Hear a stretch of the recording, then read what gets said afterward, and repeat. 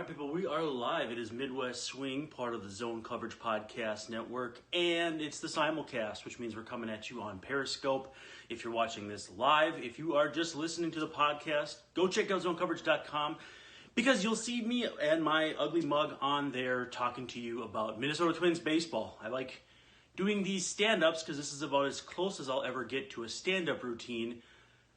All kidding aside, though, thanks for joining. If you have any questions at all, please, instead of using the chat room on Periscope, send them to me on Twitter at Brandon_Warren. I have a monitor set up to address those questions from you. So if you have questions, again, whether it's about the Minnesota Twins who are playing right now against the New York Yankees, looks like Phil Hughes is probably pitching for his future on this rotation, or rather roster, as Lavelle E. Neal says. If you have questions about the game, questions about the cuts to Tyler Duffy or Alan Buznitz, or the cuts from beforehand, hit me up with those, whether it's Nick Buss, any of those guys.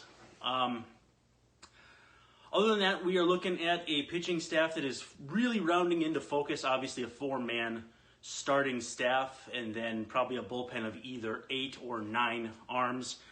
Seeing kind of contrasting reports. I did see Mike Berardino say today 8 relievers, which means they're probably going to choose between Phil Hughes and Gabriel Moya for that last spot, or possibly Tyler Kinley. Personally, I think you could keep all of them and go with a short bench if Miguel Sano is going to be suspended. Now, with that said, it sounds like, based on everything we're seeing, now that's not saying that I have any inside information, but perhaps the Twins do, that the way that they're structuring things right now, it sort of feels like they have some kind of belief that Miguel Sano may not be suspended. So, if Miguel Sano is not suspended, I expected initially a 3-man bench with Adrianza playing short, Eric Ibar, Mitch Garver, and Robbie Grossman. Now, what Lavelle E. Neal just tweeted from Fort Myers was that he expects the Twins to carry 2 outfielders. So, to carry 2 outfielders, you'd have to have a 4-man bench, of course, which means they're expecting Miguel Sano to be active on opening day, which also means they're going to go with a 12-man pitching staff. Now, if that's the case, I would suspect that you're either looking at Zach Granite or Jake Cave for that second outfield bench spot, or you could use that roster exemption created by the Jorge Polanco suspension to add Ryan Lemaire to the 40-man roster. Now, that exemption could also go to Eric Ibar. So there's still a lot of pieces that are kind of up in the air. And I guess what I wrote yesterday on zonecoverage.com is that my theory is this roster has gotten more confusing as spring training has gone on, not less confusing. You expect with these cuts that lineups would become a little bit more obvious with which direction teams are going and that sort of thing. But the continued uncertainty around Miguel Sano has made things difficult. The continued uncertainty and now certainty about Jorge Polanco being suspended is certainly opened up a spot for someone, again, like Ibar. Now, if Sano is not suspended, I think you're looking at a bench of Garver, Adrianza, Grossman, and then again, like I said, it is open for that second outfield spot, which Lavelle said he is hearing might happen. So, if you're in the chat room and want to say who you think that second outfielder should be, feel free. Otherwise, send questions to @Brandon_Warren on Twitter. We can talk about those. So yeah, I did do my roster prediction yesterday on Zone Coverage, and I had Tyler Duffy in it. Not that surprising to me that relievers with options are getting sent out, just like Alan Buznitz, who had a terrific year last year. Those guys combined for over 100 innings of work for the Twins last year, which means a couple things.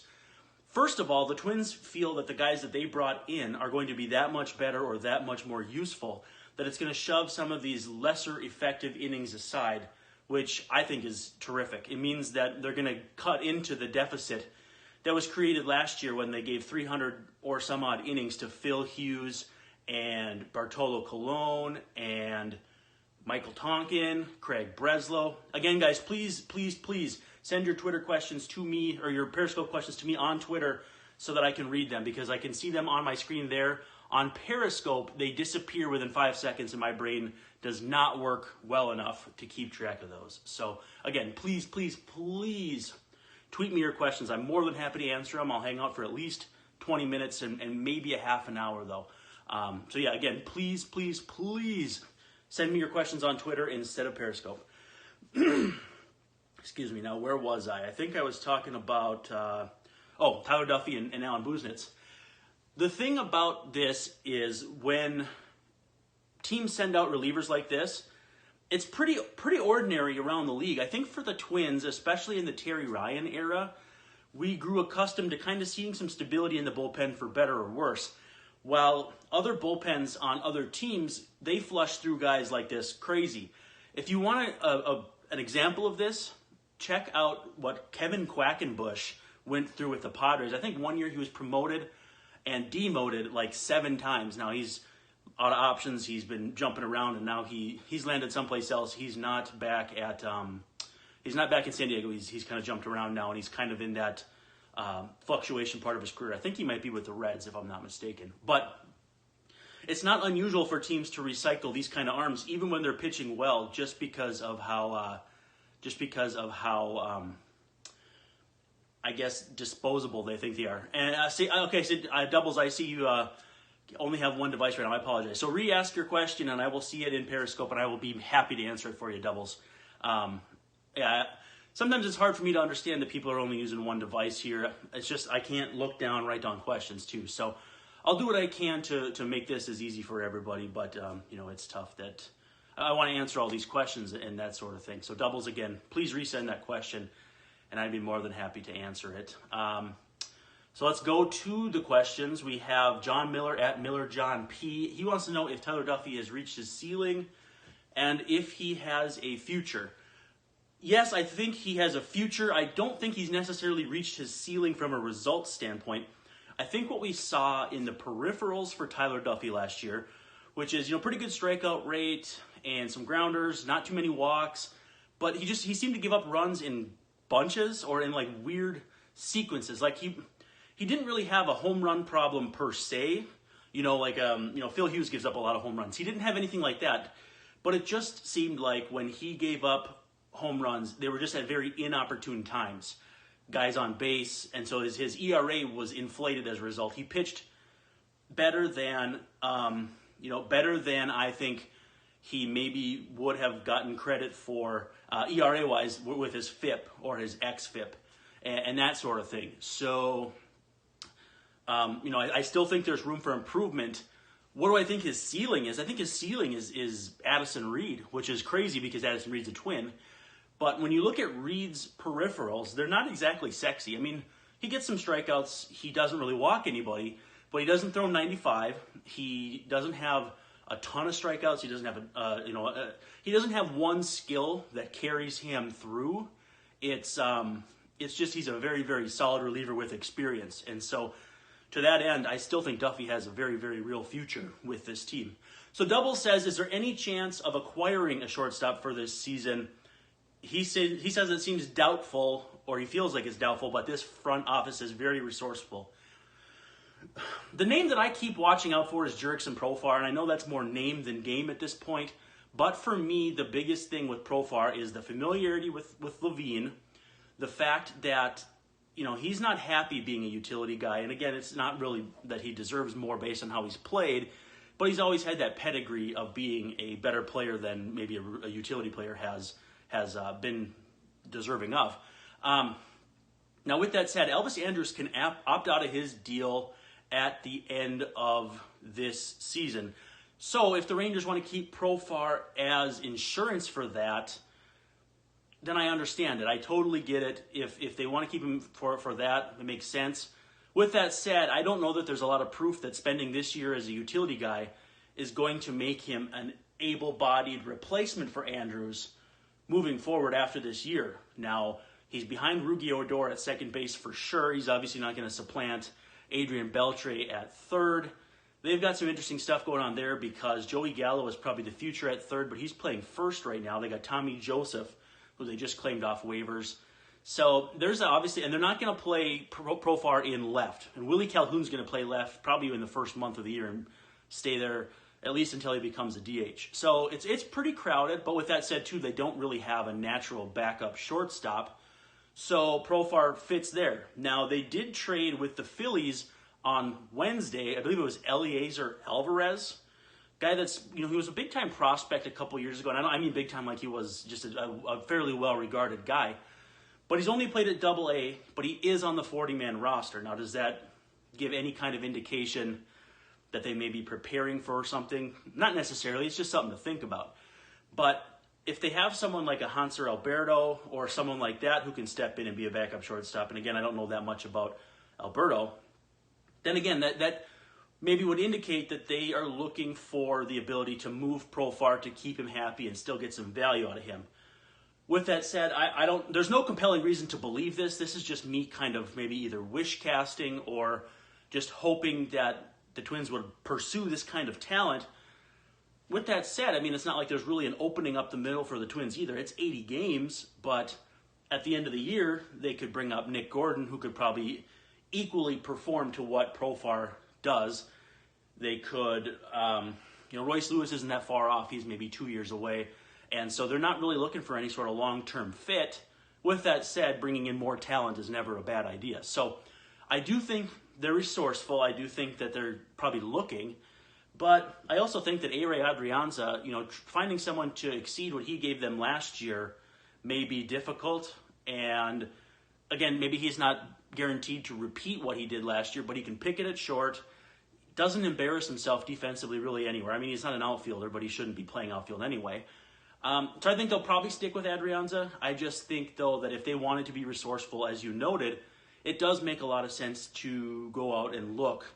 Especially now with cuts coming. I don't know. I don't know. I think that, cuts are coming, and so there's going to be guys who are available that are, fringy guys. Like Adrianza last year got in a numbers crunch with the Giants, got picked up by the Brewers, got in a number crunch with the Brewers, and then got picked up by the Twins. So those 40-man crunches, it really stands to reason that it's good to be opportunistic at that point. Doubles, I saw your question about if teams should be punished for a 40-man spot if a player is suspended. Personally, I don't think so. I just don't think that I don't think that punishing the team for the player's indiscretion outside of them missing the postseason is the kind of thing that should happen. I don't think that the team should be punished any further than not getting to use that player in October. Now, I don't know. Maybe there's something else that should be in there that the team gets dinged for. But again, I don't think that it's really on the team to babysit these guys too. They're adults. They're fully grown men who have to know what they're putting into their bodies. And for as much as Polanco deserves some heat for taking this substance or having this substance in his body, I do also think there is some potential credence to the fact that he didn't know what was in that shot he was taking. Now, there's no excuse. You have to know what you're putting into your body.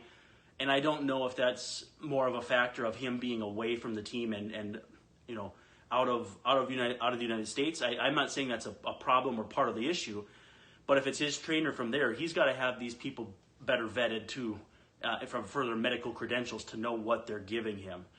There's a lot of money at stake for these guys to make mistakes like this. And again, I think it can be a mistake whether it's intentional or unintentional. I just think too, I don't think he had the intent of cheating. It feels to me like he's a good kid and it was just a mistake.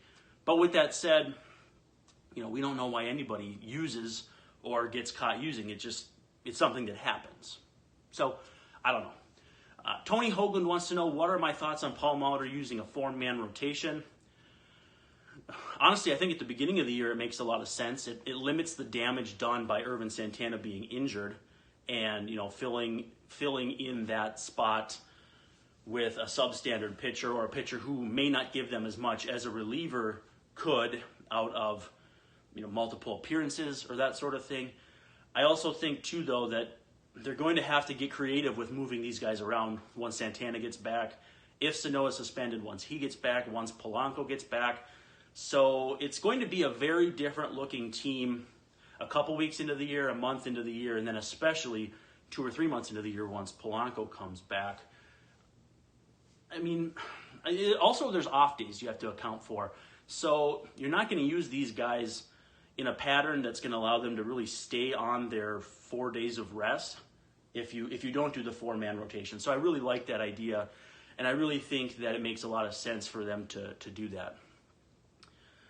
Okay, Matt Liefeld, a friend of mine, wants to know, why did it take so long for free agents to sign this year, and will Lance Lynn sign a longer contract next year? Now, so you guys probably know I do a podcast called Locked On Twins in addition to this. So what we talked about with Lance Lynn on that podcast, on last night's edition, again, check it out, Locked On Twins, you can find it iTunes, Stitcher, Google Play, Spotify, all kinds of cool stuff.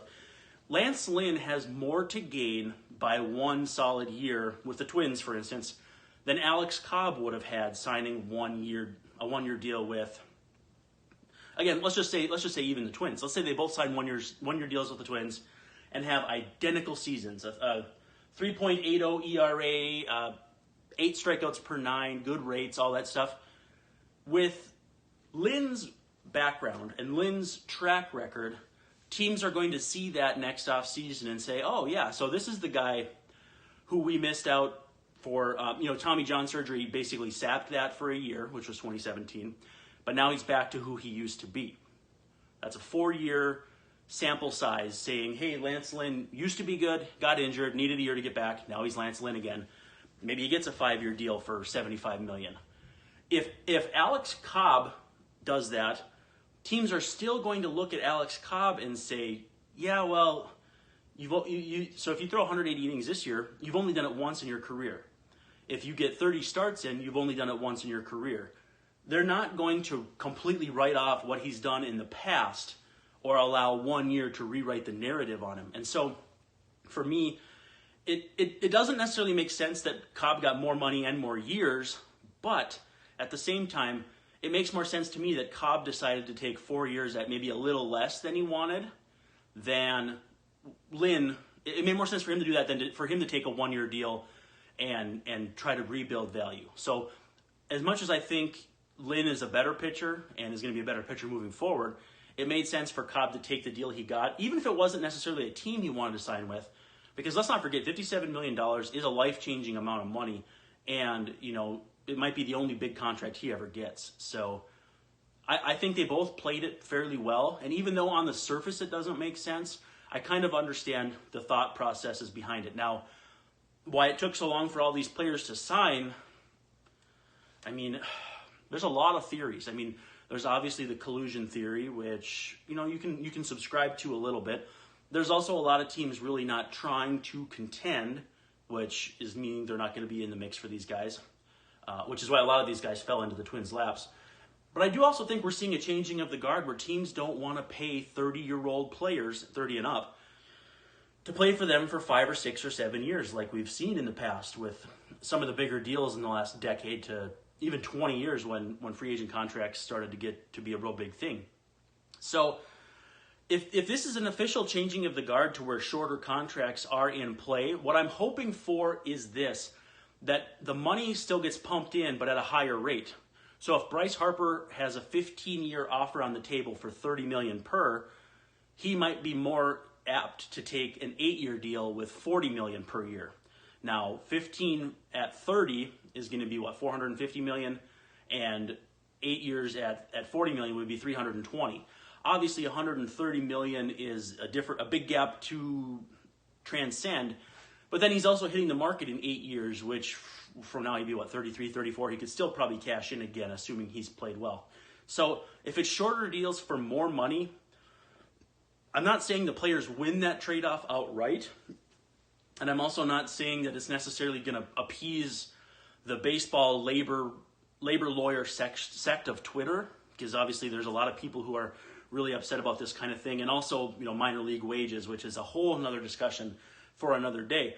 But it might be what's best for the players in terms of what's available to them. Again, you're not going to convince billionaire owners to just hand over money just because. So if you can convince them that shorter deals for more money is a better deal for both sides, that might be the best way to avoid some kind of work stoppage in the near future. I don't know. That's just my theory. I don't know that teams necessarily colluded, but there is certainly some smoke there. I also think, again, like people have said, teams have become smarter about analyzing these guys. And let's not forget, look at all of these big-time free agents from this year's class, pretty much all of them have some sort of a question mark. Lance Lynn coming back from Tommy John. Cobb has durability issues. Arrieta has cascading secondary numbers, velocity down, strikeouts down, and quality of innings in addition to quantity of innings going down. JD Martinez really, really crushed the baseball, but it was for 1 year. Again, really, really nice player for before that, but which player are you getting? Are you getting Justin Upton, or are you getting the next level guy who, can sustain a 1,000 OPS and 50 home runs? And, Justin Upton signed that deal before the market opened, and it seems to me that was a pretty good assessment of the market that he decided to sign rather than, put himself out there to the highest bidder. And who knows what he would have done to the market if he would have signed early and set the market a lot differently for someone like Martinez. So I think it's a way more complicated market issue than people are willing to give credit for, or it's just more than we can put on one specific factor. And so that's why I have a hard time really coming up with one really obvious idea of why this market acted this way or did it this way. Terry Anderson said, let's see, what did he say?